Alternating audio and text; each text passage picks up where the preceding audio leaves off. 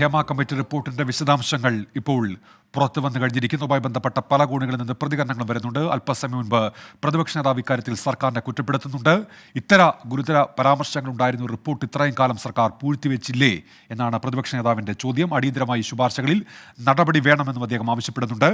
സലിം മാലിക് തുടരുന്നുണ്ട്. സലിം, ഈ ഒരു ട്രൈബ്യൂണലിനായുള്ള ശുപാർശ കൂടി ഉണ്ടല്ലോ ഈ റിപ്പോർട്ടിന്റെ ഭാഗമായി. ഇപ്പോൾ പ്രതിപക്ഷ നേതാവ് ആവശ്യപ്പെടുന്ന അടിയന്തരമായ നടപടി വേണം, അതിനെ അദ്ദേഹത്തിന്റെ നിർദ്ദേശങ്ങൾ കൂടി പറയുന്നുണ്ട്. അത്തരമൊരു നടപടിയിലേക്ക് സർക്കാർ കടക്കുമെന്ന് കരുതാമോ സലിം?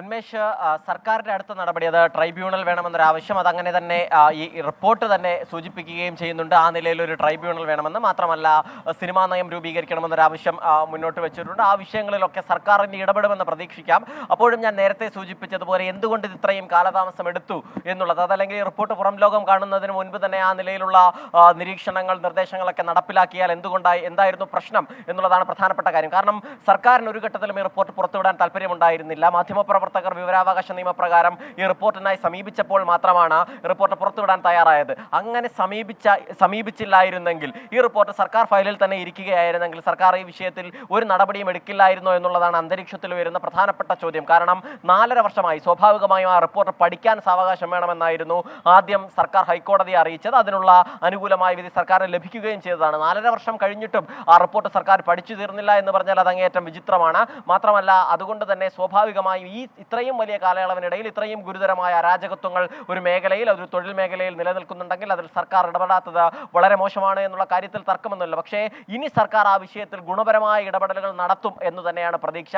സിനിമാ മന്ത്രി തന്നെ അക്കാര്യം വ്യക്തമാക്കുകയും ചെയ്തിട്ടുണ്ട്. സാംസ്കാരിക വകുപ്പിന്റെ മേൽനോട്ടത്തിൽ തന്നെ ആ നിലയിലുള്ള ഇടപെടലുകൾ ഈ മേഖലയുമായി ബന്ധപ്പെട്ടുണ്ടാവും എന്ന് തന്നെയാണ് നമ്മൾ കരുതുന്നത്. പ്രത്യേകിച്ചും ട്രൈബ്യൂണൽ ഉണ്ടാവുക എന്നുള്ളതാണ് അതിലേറ്റവും പ്രധാനപ്പെട്ട ആവശ്യം. ആ വിഷയം പരിഗണിക്കുമെന്ന് സർക്കാർ തന്നെ പറഞ്ഞിട്ടുമുണ്ട്. മാത്രമല്ല ഒരു വ്യക്തമായ സിനിമാ നയം ഉണ്ടാകുമെന്ന്, അത് ഏറെക്കാലമായി കേൾക്കുന്നതാണ്. സിനിമാ നയം ഉണ്ടാകുമെന്ന്, ഉടൻ ഉണ്ടാകുമെന്നൊക്കെ വളരെ വർഷങ്ങളായി കേൾക്കുന്നതാണ്. അത് ഏറ്റവും ഒടുവിൽ ദിവസങ്ങൾക്ക് മുൻപ് അടുത്ത മാസം സിനിമാ നയം എന്ന മന്ത്രി പറയുകയും ചെയ്തു.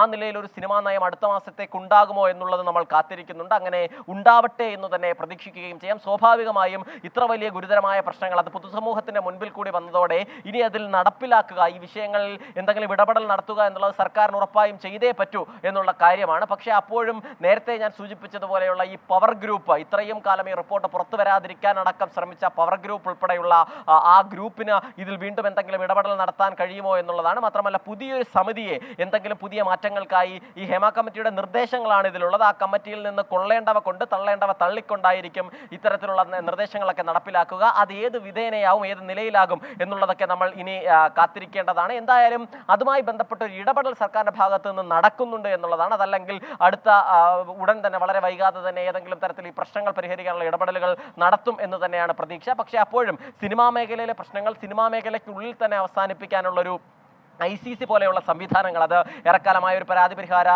സെല്ലൊക്കെ രൂപീകരിക്കുകയും അതുമായി ബന്ധപ്പെട്ട് മുന്നോട്ട് പോവുകയും ചെയ്തതാണ്. പക്ഷേ അത് എന്തുകൊണ്ടൊക്കെയോ ആ കാര്യങ്ങൾ പൂർണ്ണമായി നടപ്പിലാകാത്തൊരു സാഹചര്യം ഉണ്ടായിരുന്നു. അതുകൊണ്ട് തന്നെ ആ നിലയിൽ എന്തെങ്കിലുമൊക്കെ വീണ്ടും അത് സജീവമാക്കുമോ എന്നുള്ളതാണ് പ്രധാനപ്പെട്ട ചോദ്യം. മാത്രമല്ല സിനിമയ്ക്ക് പുറത്തെ ആളുകൾ കൂടി, ഈ സിനിമാ മേഖലയ്ക്ക് പുറത്തെ ആളുകളെ കൂടി ഉൾപ്പെടുത്തിക്കൊണ്ടുള്ള ഒരു കമ്മീഷനും മറ്റ് ICC പോലെയുള്ള സംവിധാനങ്ങളും വീണ്ടും ഉണ്ടാക്കുമോ എന്നുള്ളതാണ് സർക്കാർ ആലോചിക്കുന്ന മറ്റൊരു പ്രധാനപ്പെട്ട കാര്യം. അങ്ങനെ പല വിധത്തിലുള്ള നിർദ്ദേശങ്ങൾ ഈ കമ്മിറ്റിയുമായി ബന്ധപ്പെട്ടുണ്ട്. അതൊക്കെ കൃത്യമായി നടപ്പിലാക്കിയാൽ മാത്രമേ സിനിമയുടെ സുഗമമായ മുന്നോട്ട് പോക്കിന് സാധ്യമാകൂ എന്നുള്ളതാണ്. കാരണം ഈ റിപ്പോർട്ടിൽ പറഞ്ഞിരിക്കുന്നത് പ്രകാരം സിനിമാ മേഖലയിൽ വലിയ പ്രശ്നങ്ങൾ. ഏതായാലും ഇപ്പോൾ മലയാള സിനിമയിലെ ലൈംഗിക ചൂഷണം വ്യക്തമാക്കുന്ന റിപ്പോർട്ടിലെ വിശദാംശങ്ങൾ ഇപ്പോൾ പുറത്തു വരുന്നുണ്ട്. സർക്കാർ പുതിയ സിനിമാ നയമെന്ന് പ്രഖ്യാപിക്കുന്നു. പ്രതിപക്ഷം കുറ്റപ്പെടുത്തുന്നു സർക്കാർ നയത്തെ. അങ്ങനെ സജീവ ചർച്ചയാവുകയാണ് ഈ വിഷയം.